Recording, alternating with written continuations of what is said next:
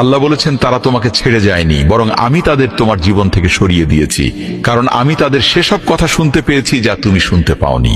তাই কখনো একা হয়ে গেলে অথবা কেউ ছেড়ে চলে গেলে হতাশ হবেন না, আল্লাহর উপর ভরসা রাখবেন, কারণ তিনি হলেন উত্তম পরিকল্পনাকারী।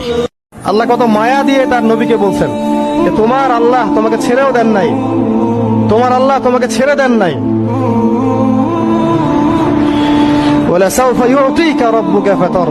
শীঘ্রই তোমার রব তোমাকে দান করবেন এবং তুমি সন্তুষ্ট হয়ে যাও।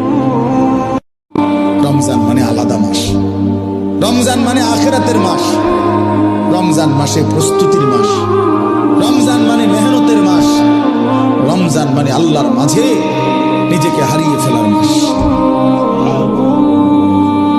এটাই মাহে রমজান। চোখের পানির যে কত পাওয়ার আপনি কল্পনাই করতে পারবেন না।